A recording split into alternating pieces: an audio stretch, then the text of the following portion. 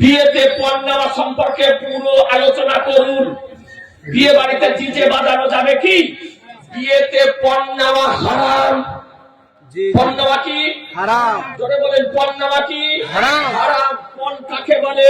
বিয়ের সময়, বিয়ের পূর্বে আপনার ঘটক দ্বারা হোক বা বিনা ঘটকে হোক, আপনি বললেন যে 1 লক্ষ টাকা লাগবে, বা 4 চাকা লাগবে, বা 2 চাকায় অ্যাপাচি লাগবে, বা বুলেট লাগবে, ঘর সাজিয়ে দিতে হবে, ফার্নিচার লাগবে, বিয়ের আগে ফাইনাল করলেন, এটাকে বলা হয় পণ।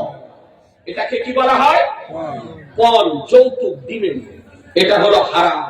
এটা কি হারাম? এটা নেওয়া যাবে না। এই টাকাটা কেমন? এটা হলো ছিনতাই করা টাকার মতো। যেমন ছিনতাই করা টাকা হারাম, এইরকম পণের টাকা হলো হারাম। যারা বিয়ে করনি, তোমাদের বাবা মা বিয়ে দিবে, বাবা মাকে বলে দিবে যে বিনা যৌতুকে বিয়ে করব, বিনা পণে বিয়ে করব। কথা বুঝছেন? কিছু বাবা বেরিয়েছে, ঘটককে বলছে, বলিয়েন ভাই যুগ জামানা দিকে লক্ষ্য করে, বলে একখানা জানে গাড়ি দেয়, সরাসরি নয়, গ্যাং ভাবে। জি, এমন এমন পাগল উঠেছে, বিয়েতে 1 লাখ টাকা কন্ট্যাক্ট করছে, করার পর বিয়ের আগে বলছে বিয়ে 50,000 টাকা ওকে নিবে। তার মানে ও টাকা নিবে যে টাকা সুমো, ওই আরতি মারতি ভাড়া করবে, আর রানিং ক্যামেরা ভাড়া করবে, আর ইটে জিটে যে বাঁচাবে, এই জন্য আপনার টাকা নিচ্ছে। হায়া লাগে না যে ছেলের বিয়ে দিবে, তোমার গাড়ি ভাড়া করার টাকা নাই, খানা দেওয়ার টাকা নাই। এইরকম টাকা নেওয়া, পণ নেওয়া হারাম। মুসলমান বিনা প্রয়োজনে ছবি তোলা হারাম, বিনা প্রয়োজনে ছবি তোলা হারাম। তো কেমন করে দেখে 5-7 করে শোয়ার জায়গা নাই, আবার মোটর সাইকেলের পিছনে রানিং ক্যামেরা, কেমন করে গাড়ি দেখে তার ছবি, কেমন করে জামাইকে নামাচ্ছে তার ছবি, কেমন করে খাওয়াচ্ছে তার ছবি, কেমন করে হাত ধোয়াচ্ছে তার ছবি, কেমন করে মালা পরাচ্ছে তার ছবি, কেমন করে মিষ্টি খাইয়ে দিচ্ছে তার ছবি, কেমন করে বাবাতে মায়ের চোখে দিচ্ছে তার ছবি।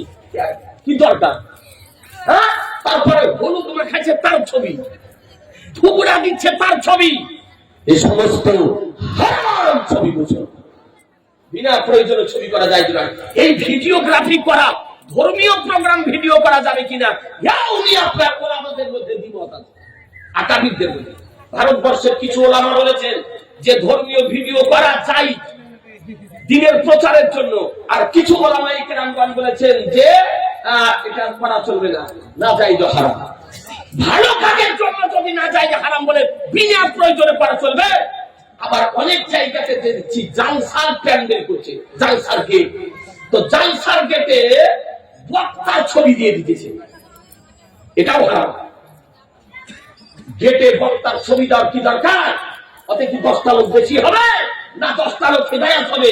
এটা বিনা প্রয়োজনে ছবি দেওয়া মশলা হলো, মোবাইলে বলে, আর আপনি গেটে বলেন বিনা প্রয়োজনে ছবি দেওয়া, ফটো দেওয়া, এটা হারাম। মুসলমান সুতরাং হারাম কাজ করিয়ে, যেটা জায়েজ কাজ দেখুন।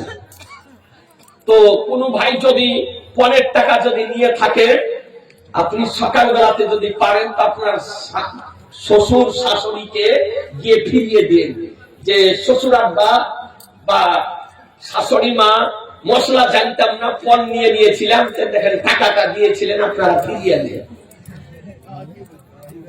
জি, গুনাহ থেকে বাঁচবেন। এবার দেখা গেল ও যদি বাপের বেটি হয়, আর বাপের বেটা হয়তো বলবে যে বাপু যাও দিয়েছিলাম, দান করে দিলে,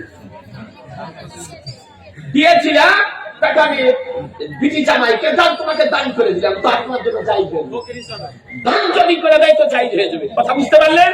কিন্তু আপনি ঘুরিয়ে দিতে তো জান, যে দেখেন মশলা জানতাম না, জানলাম, আপনি ঘুরিয়ালেন, তো যদি বলে যে দান করে দিলাম, তাহলে উনিও সব পাবে, আপনারও নেওয়া জায়েজ হবে। 1টা টাকা চেয়ে নেওয়া যাবে না। এবার বিনা চাওয়াতে বিয়ে দিবেন কেমন করে? আল্লাহর নবী বলেন তার ধর্ম দেখো, কি দেখো? ধর্মপরায়ণতা দেখো, কুফু দেখো, হাম্বাড়াবাড়ি দেখো। তুমি যেমন তেমন কিনা, তার চরিত্র দেখো, আদর্শ দেখো, ব্যবহার দেখো, বংশবলী দেখো, তার বংশবলী দেখার পর তার ধন সম্পদ দেখো, চেহারা দেখো, দেখে চয়েস হলে তুমি তার সঙ্গে ছেলে মেয়ের বিবাহ দাও। সব কথা হয়ে গেল। কথা করবেন কিসে? এটা সামাজিক কাজ। বিয়ে পড়া কত টাকা লাগবে? বিয়ে পড়া টাকা নেন না?